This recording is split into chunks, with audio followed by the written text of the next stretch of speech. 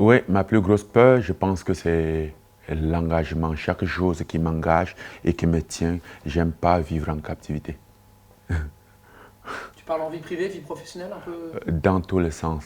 Quand un truc m'engage, j'ai du mal. Par exemple, aux États-Unis, ils ont aussi ce système de crédit card et de débit card. Le crédit card, c'est tu utilises avant de payer après. Donc, tu t'engages à payer plus tard. Moi, je préfère utiliser mon débit card où j'utilise l'argent qui est disponible.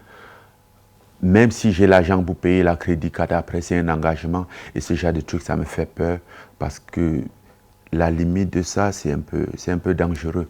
Et Mais pourtant aujourd'hui tu manques pas d'argent. Ça veut dire oui, mais que... c'est un engagement. J'aime pas prendre des engagements peut-être sur des trucs mensuels. À la limite, je préfère payer à l'annuel et m'en débarrasser une bonne fois pour tous, une bonne fois pour toutes. Mais quand c'est mensuel, j'aime pas. J'ai peur de ce genre de choses. Oui, ça veut dire que ton passé quelque part est encore en toi et sera toujours en toi en fait finalement. Il y a des séquelles que tu pourras jamais effacer. J'aime surtout être seul. Je pense que ça encore, c'est mon passé, la solitude. Euh, j'ai J'ai vécu dans la solitude tellement que je me suis habitué.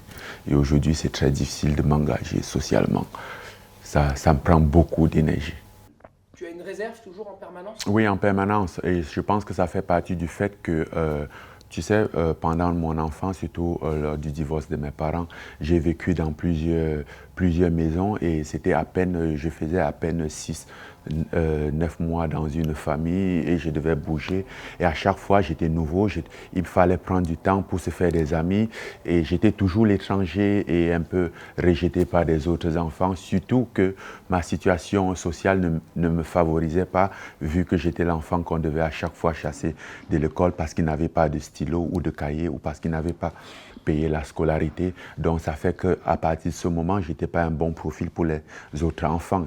Ils n'avaient rien à envier de moi. Donc du coup, je n'étais pas ami ni à la maison, ni à l'école, ni nulle part ailleurs. J'ai essayé pendant très longtemps de me faire des amis, de m'intégrer et ça a été très très difficile. À chaque fois, il fallait recommencer, bien qu'il y avait quand même ce côté rejet. Je pense qu'à un moment, pour protéger, inconsciemment, j'ai accepté la situation et je n'ai plus essayé. Et il s'avère que je me suis habitué à ça. Et aujourd'hui, ça ne me dérange pas d'être seul. Parfois, je finis mes entraînements le samedi matin ou après-midi, début d'après-midi.